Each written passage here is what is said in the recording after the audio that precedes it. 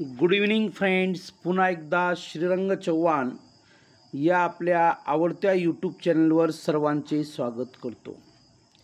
माझा एक सुविचार नेहमी लक्षात ठेवा, आपण स्वतःला सिद्ध केल्याशिवाय लोक आपणास प्रसिद्ध करत नाही.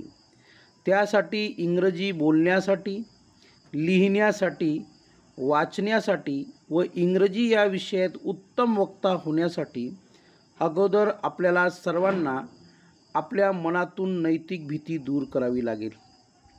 आज मी आपल्यासाठी पुन्हा एक नवीन कॉन्सेप्ट म्हणजे संकल्पना घेऊन आलेलो आहे. ती इंग्लिश स्पोकनच्या दृष्टीने आहे. जर तुम्ही नथिंग +2 + V1 या सूत्राचा योग्यरित्या उपयोग केला तर you can make thousand of sentence. आपण हजारो वाक्य बनवू शकतो. नथिंग म्हणजे काहीही नाही, टू म्हणजे साठी किंवा जसे, आणि V1 म्हणजे काय, क्रियापदाचे पहिले रूप. मग जर तुम्ही नथिंग +2 + V1 या सूत्राचा उपयोग केला तर आपल्याला वाक्य बनवायला, लिहायला, वाचायला, बोलायला कोणत्याही प्रकारची अडचण येणार नाही. बघा, पुन्हा नथिंगचा अर्थ मी आपणास सांगत आहे. नथिंग म्हणजे काहीही नाही, काहीच नाही. टू म्हणजे सांगण्यासारखे किंवा सांगण्यासाठी, आणि V1 म्हणजे काय, क्रियापदाचं पहिलं रूप. तर बघा, पहिलं वाक्य आहे नथिंग टू से, सांगण्यासाठी काही नाही. नथिंग टू ईट, खाण्यासाठी काही नाही. नथिंग टू टीच, शिकवण्यासाठी काही नाही. नथिंग टू गिव, देण्यासाठी काही नाही. नथिंग टू लिसन, ऐकण्यासाठी काही नाही. नथिंग टू ड्रिंक, पिण्यासाठी काही नाही. नथिंग टू राईट, लिहिण्यासाठी काही नाही. नथिंग टू कम, येण्यासाठी काही नाही.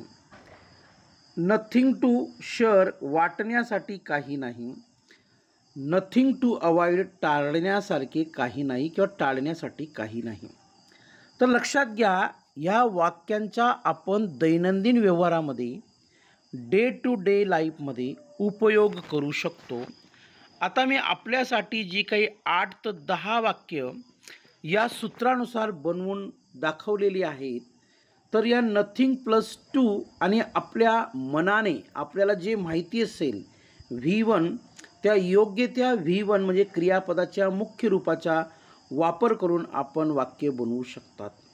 आता मी ही जी काही 8-10 वाक्य घेतलेली आहेत, these are only models, these are only samples, की आपल्याला समजावं की कशा प्रकारची वाक्य या सूत्रानुसार तयार करतात. त्या दृष्टीने मी ही वाक्य दिलेली आहेत. आपण असं देखील म्हणू शकतात, नथिंग टू गो, जाण्यासाठी काही नाही. नथिंग टू से, सांगण्यासाठी काही नाही. नथिंग टू रीड, वाचण्यासाठी काही नाही. नथिंग टू डिस्ट्रीब्यूट, वाटण्यासाठी काही नाही. नथिंग टू प्ले, खेळण्यासाठी काही नाही.